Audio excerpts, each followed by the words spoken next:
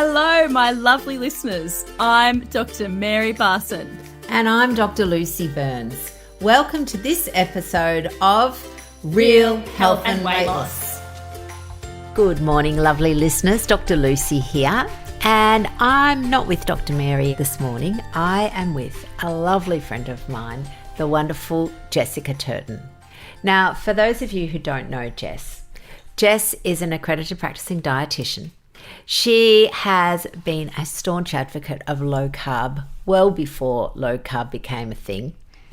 She is the founder of Ellipse Health, which is a wonderful practice of dietitians, and she works side by side with a gastroenterologist who you will meet in future episodes called Dr. Pran Yoganathan.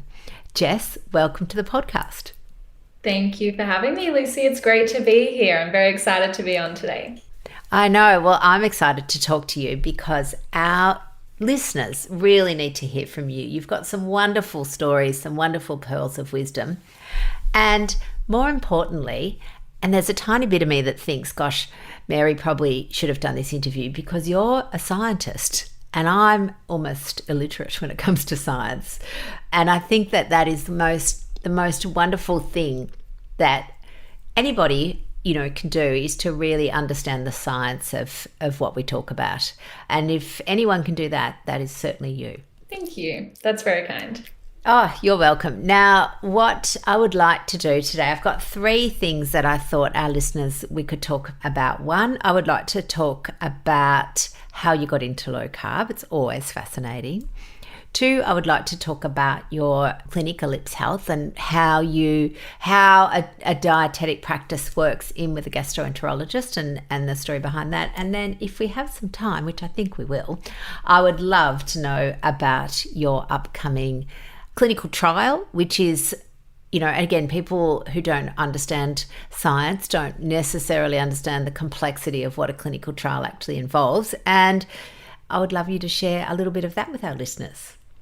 Cool, no problem at all. That sounds like a good schedule. Yes. And I'm excited to get into it. My story has a few different angles, but I'll take the angle that I think is probably most applicable to your audience and what they would find the most interesting. So I always knew that I wanted to be a dietitian ever since I was in primary school. I can remember thinking that I was really interested in nutrition and health. And interestingly, back in primary school, I was like, I'll have the whole grain bread instead of the white bread, I was thinking of those sorts of things. And I was well into the low fat, high carb, dietary guidelines sort of dogma from a very young age. And so was my family, because we were all trying to be healthy and no one really getting closer to their health goals. But anyway, when I was in high school, I'm quite tall. And so I went into year 7 being the height I am now.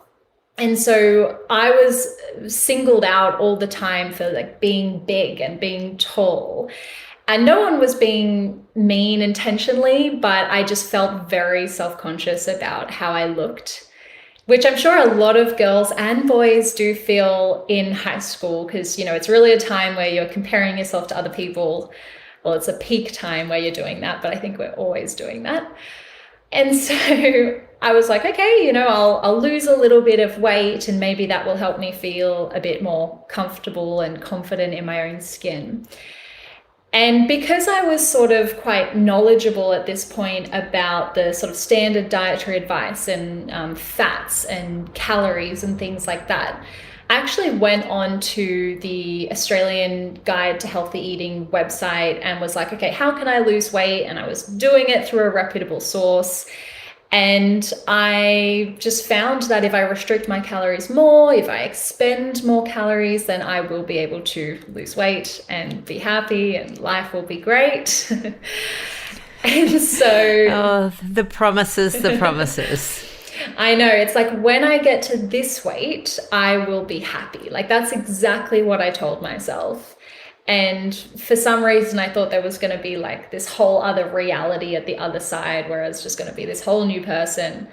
But I did go into this very well-intentioned, I I was trying to just be a healthier version of myself. I was never actually aiming to be stick thin or anything like that. I didn't want to be like a supermodel. I just wanted to lose a little bit of weight and feel better.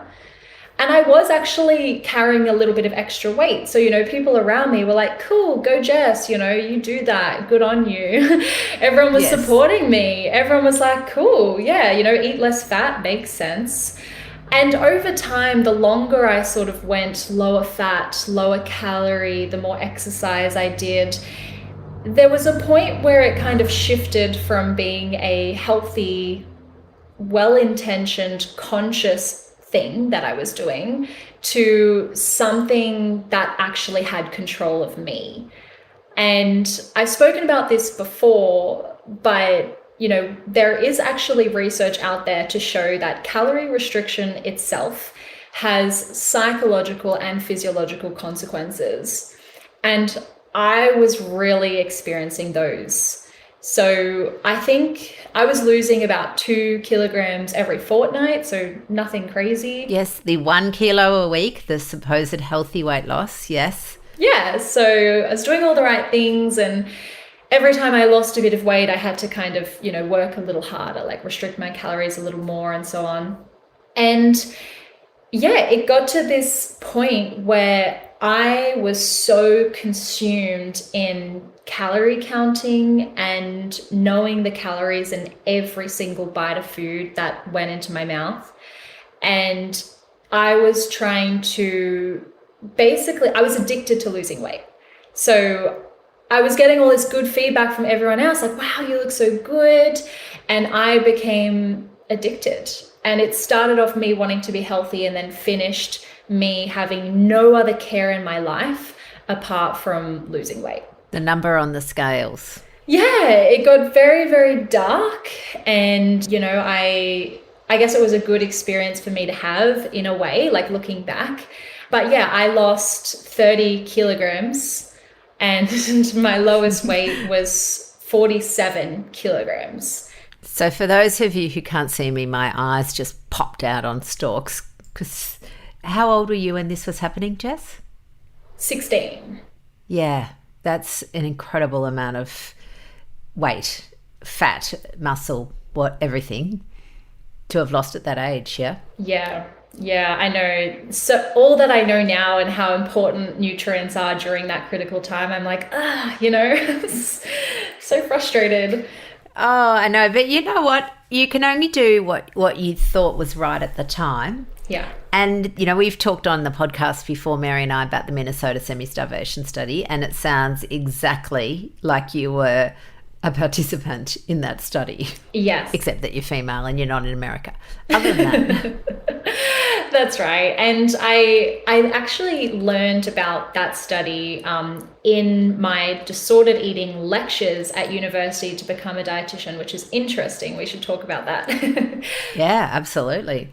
Yeah, I guess quickly to wrap it off, because I don't want to go into too much boring detail, but when I remember stepping on the scales and I was like 47 kilos, and the last time I had stepped on the scales, I was 50. And then, so I was actually losing weight quicker than I could even control. Like, I was so addicted to the calorie counting and so consumed in it that I was not in control in a way. So luckily, some people in my life expressed their concern, and I was like, you know what, I just can't keep doing this. And so the worst part about this was when I made that conscious decision, I was like, I'm not going to do this anymore. I want to be healthy. Like, that was my intention from the beginning. I had no guidance, no support, no nothing, because I actually did go to a dietitian at this time, and she just looked at me like in horror and was like, I don't know, and handed me these flyers for disordered eating and wasn't trying to offer me any kind of support. Like, all I wanted to know was, how do I be healthy? Because what I did originally, I went onto a government website, I looked at how to be healthy, I followed the advice, and I ended up here. So what do I do now? And she couldn't give me any answers, nothing. Then that kind of spiraled into me just completely losing all control. And I developed a binge eating disorder, which is horrible. I would never wish it upon anyone to be in that situation where you physically cannot control what goes in your mouth. Like it is not just overeating, it is a lot more than that. And in the Minnesota starvation experiment, the men in the study experienced the exact same thing. As soon as the calorie restriction ended and they were able to eat freely, they also engaged in binge eating. And some of the men had to have their stomach pumped. They were doing it beyond what was like satiety and I feel full now, because when you are calorie restricting, you completely lose focus of what is satiety. You don't listen to hunger, you don't listen to satiety, because everything's about calories. And I think as a protective response as well, when our body is going through that calorie restriction, one way it comes out the other end is like, well, now we've got a feast, and your body is just trying to get in all the calories and the nutrients that you've been restricting, because it knows that, that is not something that can be sustained. Yeah. I mean, it does go back to that whole sort of ancestral times, wasn't it? Where, in times of famine, that was then followed by times of abundance. And I guess it was a survival instinct. And we don't, particularly in Western culture, we are not starving. We have abundance of food. There's only self-imposed starvation, if you like.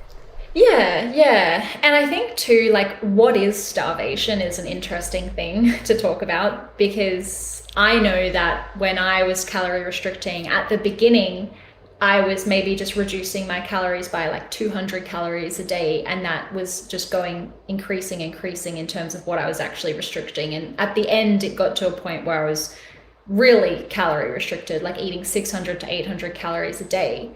However, most people today who don't even think they're calorie restricting are calorie restricting. So the men in the Keys study, their semi-starvation was 1,500 calories a day.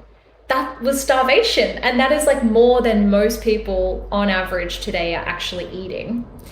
And so it's interesting to think about that, because oftentimes, when clients come into me, they're like, oh, I'm not on any kind of diet. And then you look at their MyFitnessPal and they're eating like 1,000 calories a day. And you're like, why are you doing this? And they're like, oh, that's what MyFitnessPal calculated for me. And they've just been casually eating that for the last 6 months.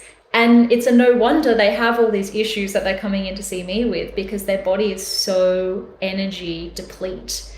And I think that has so many consequences. Oh, totally. And I mean, it's one of the things that riles me. If you ever want to see me cross, it's when people are recommending to other people, and this is in group forums on Facebook and whatnot, to calorie restrict. The only way you'll lose weight is, and they still do it, the only way you'll lose weight is to expend more than you take in, which is an easy equation if we were just a set of scales, but we're complex creatures that are way more complex than that simple maths equation. I think even if we were to give the calories in, calories out some credit, like even if we were to say, okay, that's what you've got to do, what people don't realize is how much calories their body actually needs every single day just to like be alive. So when you restrict so far beyond that, and you've made your calorie deficit now huge, massive, 500 to 1,000 to 1,500 calories, and that's your deficit, then your body has to adapt, because you cannot get that all from your fat stores. That's what we think we're doing, but you can't. And so then your body just downregulates energy, and it's like, well, we won't worry about sending any energy to digestive processes anymore or to brain processes anymore, because we must be in some kind of famine. And so all these areas of your body take the hit, and for what, a kilo weight loss, it's just not worth it. So I'm probably just as passionate as you about this, and can get just as frustrated about this, because I guess what I went through, I would never wish that upon anyone. But I was so lucky to actually find a way out relatively quickly, because I know that a lot of people, that's their life. It's restriction and excess and restriction and excess. And I've got clients that are coming to me at 50 and they are in the midst of it, and it is so heartbreaking, because we think that the way out is to restrict further, you know? And it's just such a horrible mentality that we push upon people. And like a lot of people promote, as you say, still to this day, despite all that we do have, because we do have a lot of science that shows that calorie restriction is not good for the body. No, totally. Absolutely. Jess, tell me, how did you find your way out of your dark hole? What happened? Well, I did a different course to what most dietitians would do at university. So like all through this madness, I was like still keen to become a dietitian. And I actually thought I would find all the answers at university. And luckily I did, but not really in the way that you would expect. So my degree was a double degree with exercise and sports science as my bachelor, and then Masters of Nutrition and Dietetics as my master's. So when I was in my first year, we were doing a lot of just exercise biochemistry, like what fuel systems your body use for different exercises and things like that. It had nothing to do with nutrition. But because I was sitting there in my lecture theatre, overweight with a binge eating disorder, studying to become a dietitian, I was trying to take as much as I could from everything and just applying it to how do I lose weight? Because I was still in that mentality of I need to lose weight. Now I was, you know, I got down to 47 kilograms, but I went up and plus more just as quickly. So it was a roller coaster. And there was one thing that we were learning about insulin, and we were learning about, as I'm sure your listeners know, you know, when insulin is high, fat burning is turned off. It's like a switch, just switched off. And when insulin is low, fat burning is switched on. And we were talking about it in the context of exercise, as I said, but as soon as I heard that, I was like, really? Ding, ding, ding. Like this doesn't sound like it has anything to do with calories and more about the types of foods that you're eating.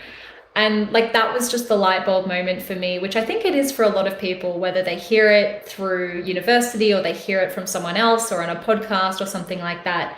But the simple idea that we have this switch that we can sort of turn on and off in terms of using fat for energy or using glucose for energy, like that is an amazing thing to realize. And it helps you really understand how to eat better and build meals better. And from that moment on, that's what I started doing. And I actually ended up, because I was having such a hard time binge eating, like you can't just stop binge eating, as you probably know. I actually had to create a low carb, high fat diet that was extremely high in calories. So it started off as, 5,000 to 7,000 calories a day that I was eating low carb, but high fat.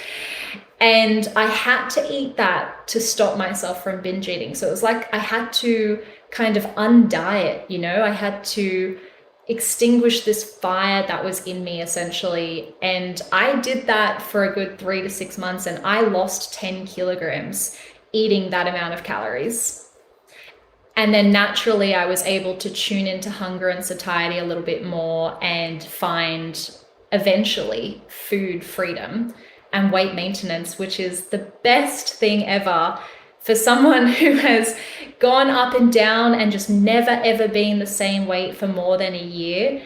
Being in weight maintenance is like the nicest thing to achieve. And so whenever my patients come in and they're like, I haven't lost weight, I'm like, but have you gained weight? And they're like, no. And I'm like, great, because that's a real win.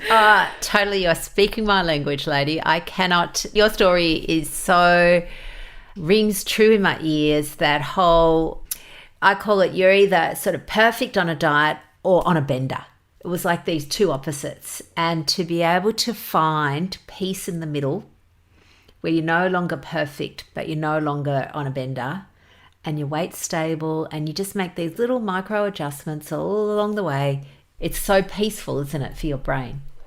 It's so nice. Being in, and we could even call it energy balance, right? If that's what it is. But the beautiful thing about this energy balance is we don't have to restrict, we don't have to count, we can trust our body and listen to the signals of our body.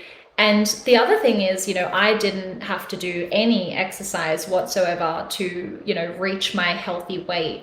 And now for me, my focus is so much more on just like health and how can I be healthy? And if I'm going to exercise, it's because I want to build muscle, not because I'm trying to burn calories. And like, that's a mindset that you have to develop and, you have to work on that. But it is such a nice place of freedom. And low carb is a big part of me getting to where I am today. It's so good, food freedom. Jess, this chat is going on, and I think we will reconvene next week where we will talk about the dietitian and the gastroenterologist. See you all next week, lovely listeners. I'm super excited. Have a wonderful week.